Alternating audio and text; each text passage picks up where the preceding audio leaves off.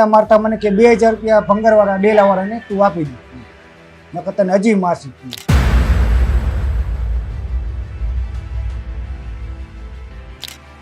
મારતા મારતા પછી મેં 2000 રૂપિયા ગૂગલ પે કરી દીધું.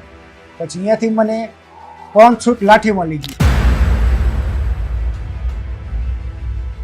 પીપળી ગામ પાસે આવી છે. અહીંયા અંદર પણ ઓફિસમાં એટલો માર્યો, 3 વાગ્યા સુધી બેસાડી રીતે માર્યા. બપોરનો મારે 1 વાગ્યાના શેઠ 3 વાગ્યા સુધી માર્યો, 2 કલાક લગાતાર માર્યો. વાહમાં સાંભા જેવો થઈ ગયો.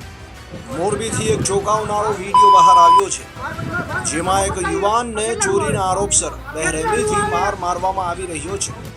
પોલીસ ફરિયાદ મુજબ એસ્ટીલા સિરામિક કારખાનામાં કામ કરવા ગયેલા યુવાનને કારખાનાના માસ્તર અને 2 અજાણ્યા યુવાનો દ્વારા પીડિતને મારવામાં આવ્યો હતો. ભોગ બનનાર પ્રવીણભાઈ ભોયા અલગ અલગ સિરામિક કંપનીમાં પ્લેટ પેકિંગનું કામ કરે છે, જ્યારે તેમની પત્ની એસ્ટીલા સિરામિકમાં સાફ સફાઈનું કામ કરે છે. શું નામ તમારું? મારું નામ પ્રવીણ છે. ગઈકાલે કઈક બનાવ બન્યો હતો તમને? 1 તારીખે. હા. શું બનાવ હતો અને આખી ઘટના શું હતી? એમાં એવું તો હું કારખાને ગયો હતો. પછી અહીંયાથી શેઠનો ફોન આવ્યો, કંટ્રાટીનો. મને કે એસ્ટીલામાં આવેલો છે, અહીંયા 2 પાટલા બનાવવાના છે. મેં કીધું કાંઈ વાંધો નહીં, સારું ચાલો 2 પ્લેટ બનાવી આવીશ. પછી અહીંયાથી મને પંકજભાઈ ઓફિસમાં બોલાવ્યો. અહીંયા મને હારી પણ અંદર માર્યો ઓફિસમાં. પછી એને બીજા 15 થી 20 જણા બોલાવ્યા ભાઈબંધની ગાડીમાં. પછી બધા ગાડીઓ લઈને આવ્યા. પછી અહીંયા અંદર બધાએ મને માર્યો. પછી મારા ઘરનાને એને બોલાવ્યા. એને કે જવા દો તમે, બાયું કોઈ આવતા નહીં. પછી ઓફિસમાંથી બાયું બધી નીકળી ગઈ. એ કે કાંઈ છોકરાને કરતા નથી, મારા કાકી હતા નહીં. પછી અહીંયાથી મને જબરજસ્તી ગાડીમાં બેહાડીને બાઇકની ચાવી લઈ લીધી. મેં કીધું હું મોટરસાઇકલમાં આવતો કે ના તું ગાડીમાં બેસી જા. પછી મારતા મારતા ગાડીમાં બેહાડીને પછી ભંગારના ડેલે લઈ ગયા. બેલા ગામ પાસે ભંગારનો ડેલો છે, સોમનાથ પેટ્રોલ પંપની બાજુમાં. પછી અહીંયા મને માર્યો હારી પણ. પછી વસ્તુ મેં એને બધી આપી દીધી. અને પછી મારતા મારતા મને કે 2000 રૂપિયા ભંગારવાળા ડેલાવાળાને તું આપી દે, નકર તને હજી મારશું. તો મારતા મારતા પછી મેં 2000 રૂપિયા ગૂગલ પે કરી દીધું. પછી અહીંયાથી મને 5 છૂટ લાઠીમાં લઈ ગયા. પીપળી ગામ પાસે આવી છે. અહીંયા અંદર પણ ઓફિસમાં એટલો માર્યો, 3 વાગ્યા સુધી બેસાડી રીતે માર્યા. બપોરનો મારે 1 વાગ્યાના શેઠ 3 વાગ્યા સુધી માર્યો, 2 કલાક લગાતાર માર્યો. વાહમાં સાંભા જેવો થઈ ગયો. પછી 3 વાગે મને અહીંયાથી જવા દીધો. મારે હાલવાની હિંમત નહોતી. પછી મેં ભાઈબંધને ફોન કર્યો.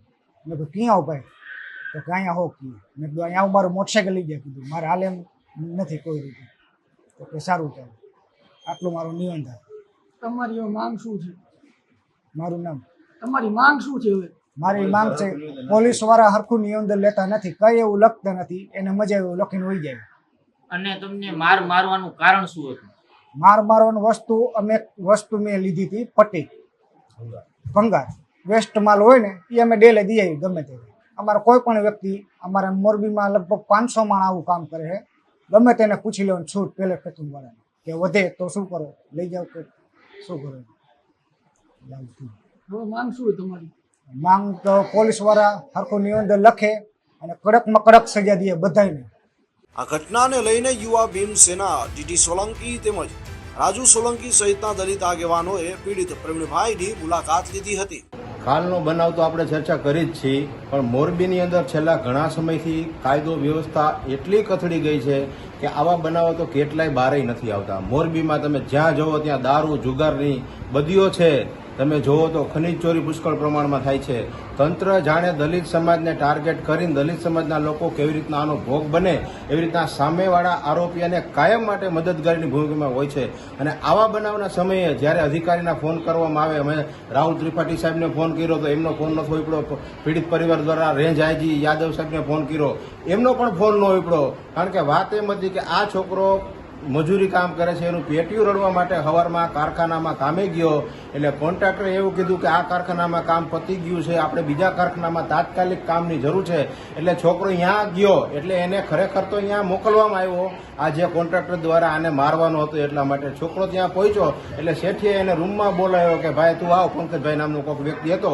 એટલે આ ગયો છોકરો, એને પૂછ્યું ભાઈ શું હતું? તો કે આ પ્લાસ્ટિકની ઓલી તું ચોરી ગયો છો કે ના શેઠ કે આ માલ અમે ચોરતા હોતા નથી, નાના નાના નાના જે લાકડાના ટુકડા બટકા હોય એ અમે અમારા ઘરે બારવા માટે લઈ જતા હોય. પ્લાસ્ટિક 2-5 રૂપિયાનું હોય એ વધે અમારા શેઠ એમ કહેતા કે ભાઈ તમે કોન્ટ્રાક્ટર કહેતા કે આ બધું સાફસૂફ થઈ જાય ને તમે બધો કચરો લેતા જાવ. એટલે વેસ્ટમાં આ છોકરો લઈ ગયો તો એમાં ઉપર આ છોકરા ઉપર ચોરીનો આરોપ કર્યો અને ચોરીનો આરોપનું આડયંત્ર કરી આ 15-20 જણાએ ટોળકી એની બનાવી. દલિત સમાજનો હતો એ જાણતા હોવા છતાં પછી આ છોકરાની આ કારખાનામાં ખૂબ મારવાયો. પછી આ વિનંતી કરી, હાથ પગે લાગ્યો આ છોકરો. પછી આ છોકરાને ધરાહાર એના ઘરના જોતા હતા એમ એને ગાડીમાં બેસાડી અને અપહરણ કરીને જે ભંગારનો ડેલો આ છોકરો જે ભંગાર વેચ્યો હતો ત્યાં લઈ ગયા. ત્યાં છોકરો એને સરેન્ડર ન થયો એટલે ત્યાં પણ માર્યો. ત્યાં માર્યો એટલે એટલા લોકોની વચ્ચે છોકરાનો વિડીયો ઉતારવામાં આવ્યો અને કે જલ્દી તું આ શેઠિયાના કહેવાથી કે તું આ ડેલાવાળાને 2000 રૂપિયા દે, નકર તને આયા પૂરો કરી નાખશું. એટલે છોકરો બીકનો માર્યો. એના ખાતામાંથી ગૂગલ પે એને જે શેઠના કહેવાથી ભંગારવાળા ડેલાવાળાના ખાતામાં 2000 રૂપિયા નાખેલા છે એની પણ એન્ટ્રી છે. પછી ત્યાંથી ને આ લોકોનો ધરાણા આટલો માર્યો તો એને સંતોષ ન થયો. પછી ત્યાંથી એને જે